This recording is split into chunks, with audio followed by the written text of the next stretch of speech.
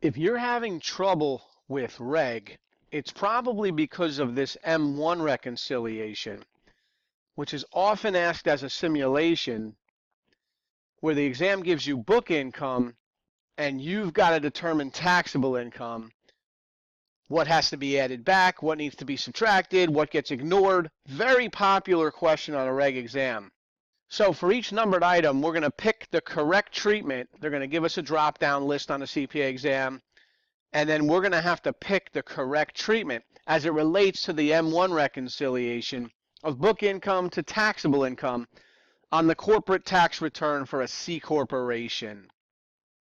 So if they don't give you a drop-down box, they'll give you a list, and you'll have to pick from the list for each numbered item, A through H or A through I or whatever, however long the list is. So let's go over each item in the list before we get into the sim and say, well, when would we pick letter A? When is something expensed on the books but not deductible on the corporate tax return? And when you see the term the books, they mean the financial statements. And of course, financial statement net income is always known before taxable income is known.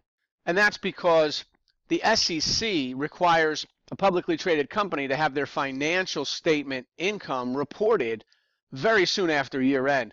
But as far as the tax return goes, IRS, you can take 3.5 months to get your tax return to IRS, right?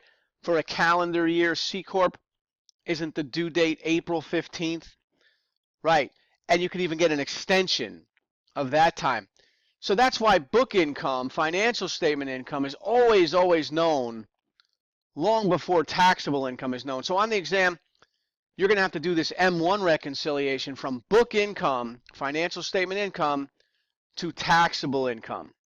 So when will we pick letter A? When is something expensed on the books but not deductible on the tax return? Well, there's going to be a lot of those probably, because what gets expensed on the books would be estimated expenses. Under GAAP rules, most expenses are estimates.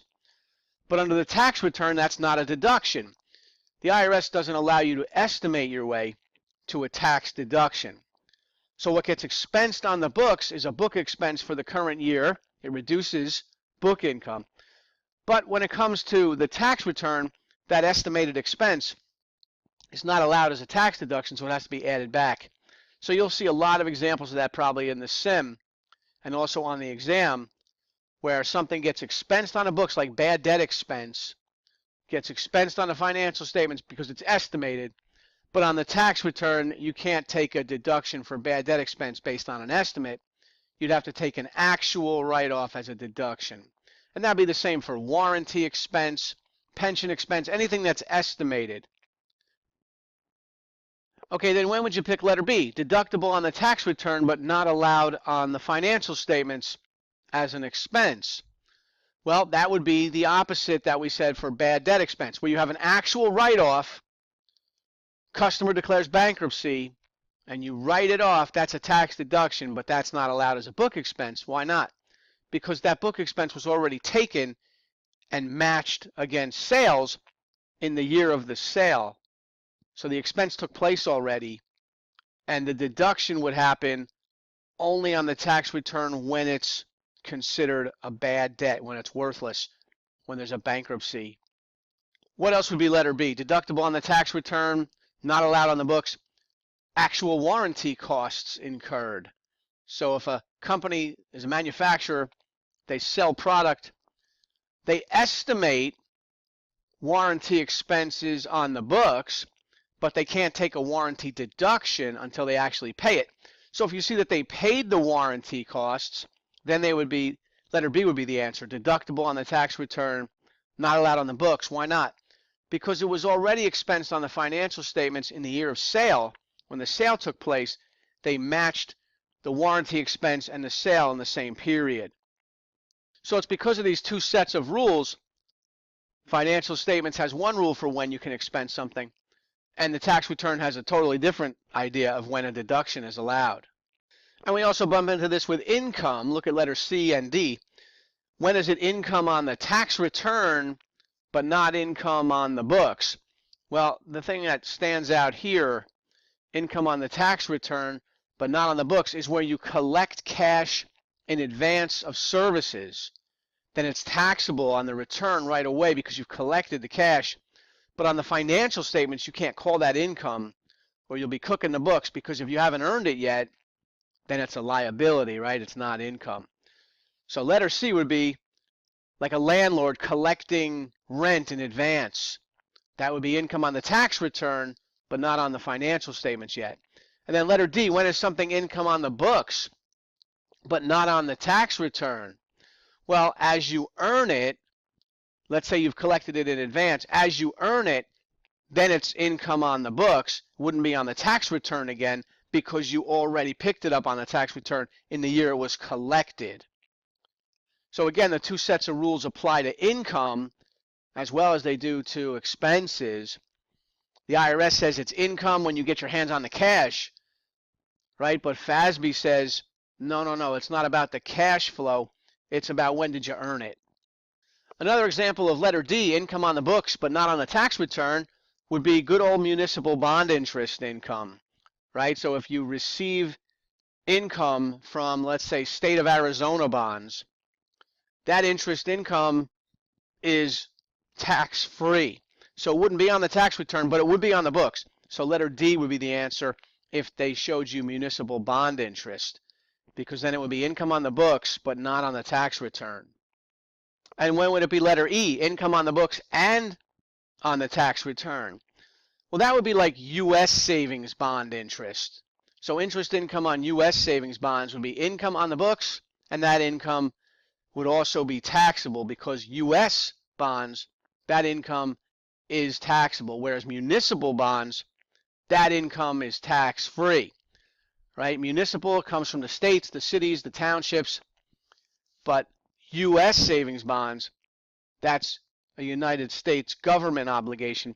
That income is taxable. Why is that? Why is one taxable and one tax-free?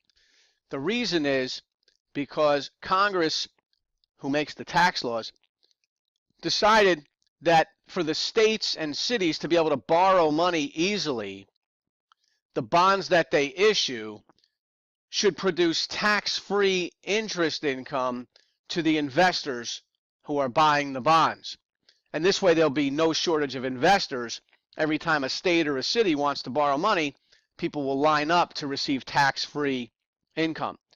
Whereas the U.S. government has never had to worry about a shortage of investors. Whenever they want to borrow money, there's usually enough people there to lend the money. So that interest is taxable, U.S. savings bond interest. But the municipal bonds were given a special exemption so that the city of Chicago, when they need to borrow money, could just issue bonds and there'll be enough investors. Otherwise, what would Chicago and Philadelphia have to do every time they want to borrow money? They'd have to knock on Uncle Sam's door and say, hey, it's Chicago again. We need to borrow money because there's nobody that wants to buy our bonds because we're giving off the same interest as the U.S. government. If everything's equal and it's all taxable, then the investors will bypass Chicago and they'll go right to the U.S. government and buy those bonds, because if it's all going to be taxable, then you'd rather buy the safest ones, and that would be the U.S. government bonds. What about letter F? What gets expensed on the books and deducted on the tax return? Well, any expense where the rules are the same for book and tax. And an example that they love to test would be state income tax paid by a corporation on corporate taxable income. So income tax paid to the state government by a corporation is expensed on the financials and deducted on the tax return. What about federal income tax paid by a corporation? That's expensed on the books, but federal income tax would not be deductible on the corporate federal return. But you would choose letter F, expense on the books, deduct on the tax return for state income tax. For federal income tax, what would you choose? That would be letter A. You'd expense it on the books, but you wouldn't be able to deduct it on the tax return. Let's go to G. So expensed on the books, partially deducted on the tax return. Letter G, when would you choose that? Well, that would be for like organization costs of a newly incorporated business. So you have a corporation and it's newly organized, and what do you do with those organization costs? Well, you expense them all in the first year on the financial statements. But on the tax return, there's a limit, right? You get the $5,000 immediate deduction, and then you amortize the rest.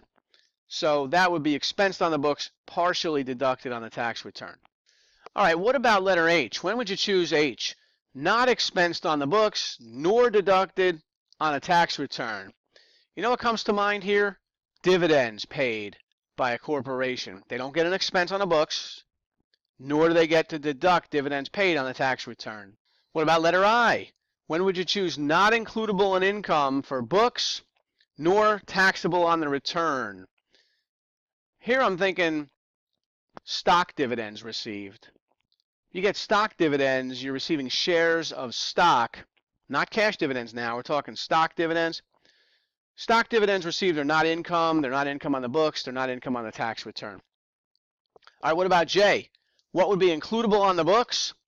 Partially taxable on the return. When would we choose letter J? Includable on the books, partially taxable on the return. What comes to mind here is cash dividends received. When there's a dividends received deduction, all that dividend is income on the books, partially taxable on the return. So let's say you're accounting for your investment under the fair value through net income method. On the books, that dividend is income. On the tax return, it's not all going to be taxed because of the dividends received deduction, but it's partially taxable, right? The whole idea of the dividends received deduction is to avoid triple taxation on that corporate dividend. Well, some of that dividend will be triple taxed. It's partially taxable, but because of the dividends received deduction, not all of it will be. So includable on the books, partially taxable on the return, cash dividends received by a company that you own less than 20% of, that you're accounting for under the fair value through net income method. Number 1, state income tax provided and paid. How would you handle that in an M1 reconciliation? Remember, an item only makes the M1 reconciliation if it's handled differently on the financial statements than it is on the corporate tax return. And state income tax is an expense on the financial statements, and in the same year, it's a deduction on the corporate tax return. So that means it's not really going to make the M1 reconciliation because it was already subtracted on the financial statements, doesn't have to be added back on the tax return. The answer is it's expensed on the books and deducted on the tax return, and that's letter F. F would be the answer for number 1. Number 2 says municipal bond interest received by a corporation. Well, what do we know about municipal bond interest? That's income on the books, but not on the tax return, so let's go with D. Because muni bond interest is tax-free on the corporate tax return, but because it's includable as income on the books, it's going to make the M1 reconciliation because you're going to have to subtract it from book income to arrive at taxable income. Number 3, provision for federal income tax. Well, federal income tax is handled differently than state income tax. And state income tax we did in number 1. Federal income tax is expensed on the financial statements, but it's not deductible on the corporate tax return. So we have expensed on books, not deductible on tax return. The answer is A. So federal income tax makes the M1 reconciliation because although it's subtracted from book income, it gets added back to arrive at taxable income. Number 4, life insurance premiums paid by corporation on key officers. And the beneficiary of the policy is the corporation and not the employee's family. So when the corporation pays life insurance premiums, it's an expense on the books no matter what. No matter who the beneficiary is, it's an expense on the financial statements for the life insurance premiums. What about on the tax return? Can the corporation take the deduction for making these payments? And the answer is it depends who the beneficiary of the policy is. See, if the employee dies, who gets the money? Who's the beneficiary? If the beneficiary is the corporation, then no deduction for the corporation when they pay the premium, and that's because the IRS says that when you get a life insurance settlement, it's tax-free. Therefore, why would they allow a tax deduction for something that's never going to be taxable? So, since the beneficiary is the corporation can't deduct the life insurance premiums paid. But it's already been expensed on the books. But it's not deductible on the tax return, so it's letter A. Expensed on the books, not deductible on the tax return.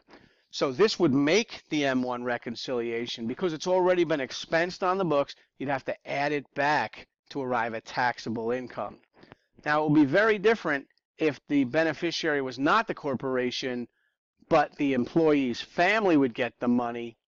Then the corporation would get to deduct the premiums paid, and then the item wouldn't make the M1 reconciliation, because then it would be expensed on the books and deductible on the tax return. Then the answer would have been F. But because it clearly says that the beneficiary is the corporation, then no deduction for the corporation. So now it's letter A, expensed on the books, not deductible on the return. And that's the answer to number 4. So if the corporation is the beneficiary, expenses taken on the books, but no tax deduction. All right, number 5 is also about life insurance. It says corporation receives life insurance proceeds on the death of corporate officer. So this time, a corporate officer died and the corporation is getting the benefits. They're getting the payout, the settlement. They're getting $1 million maybe. Now, when that money comes, we said under the tax code, the IRS exempts life insurance settlements from taxation. So it's a tax-free benefit to the corporation. And what about the books, though? On the financial statements, that's going to be shown as income. So it's income on the books, not on the tax return. So letter D would be the answer for life insurance. When the corporation gets the money, it's not taxable, but it is income on the books. So we'll go with D. Income on the books, but not on the tax return. Number 6, interest received on U.S. savings bonds. Okay, we saw that municipal bonds, that interest was tax-free. It was only income on the books. But interest received on U.S. savings bonds is both income on the books and it's income on the tax return. So that means it's not even going to make the M1 reconciliation because it's income on both, and that will be letter E. Income on the books and on the tax return. Remember, an item only makes the M1 reconciliation if it's handled differently for book purposes than it is for tax purposes. When an item is handled the same way for book and tax, you tell the examiner it doesn't make the M1 reconciliation. Let's go back to number 5 for a minute. When the corporation received life insurance proceeds on the death of the corporate officer, is that going to make the M1 reconciliation? Yes, because it's income on the books, but then you'll have to subtract that amount of income in order to arrive at taxable income. Remember, an item will make the M1 reconciliation if it's handled differently for books and tax. If it's handled the same way for both, like number 6 here, then it won't make the M1 reconciliation. Like interest received on U.S. savings bonds is handled the same way for book and tax, so it won't make the M1 reconciliation. So the answer to number 6, we said, is E, income on the books and the tax return. And you might have to tell the examiner that this would not make the M1 reconciliation. Number 7, rents received in advance. So now you have a landlord. A corporation is the landlord receiving rents in advance. That means they haven't earned it yet, but they got the cash. So that means it's income where? On the tax return, right? Because the IRS says as soon as you get your hands on the cash, it's taxable. So it's income on the tax return. But what about the books? No, it says it's received in advance. So that means it's not earned yet. So it's not income on the books yet, but it is income on the tax return, making letter C the answer. This item would make the M1 reconciliation, even though the income would not be appearing on the financial statements. You'd have to add it to arrive at taxable income. Remember, the item's going to make the M1 reconciliation if it's handled differently for books than it is for tax. And rents received in advance is a good example of that. So we said the answer would be C, income on the tax return because it's rents received in advance, but not on the books yet. Rents received in advance, taxable immediately, but not includable in the books until earned. Right? If you tried to put this rents received in advance as income on the financial statements and it wasn't earned yet, that would be like Enron accounting, right? That would not be allowed on the books because it hasn't been earned yet. So remember what the exam's going to do. They're going to give you book income, and then you're going to have to determine taxable income from there. And book income will not have included these rents received in advance because they're not earned yet. So you'd have to add that in order to arrive at taxable income. Number 8, cost of entertaining clients. Well, the cost of entertaining clients, this rule has changed. This is a new rule under the Tax Cuts and Jobs Act. So you have an expense on the financial statements. That's always been the case. Expense on the books. But now it's no longer deductible on the tax return. Entertainment is not 50% deductible anymore the way it used to be. So you're going to have to go with letter A here, where if this was a couple of years ago, you'd have to say this was partially deductible, but not anymore. So expensed on the books, but entertainment is not deductible, so letter A would be the answer. This would make the M1 reconciliation because you'd have to add back whatever expense was taken on the books for entertainment.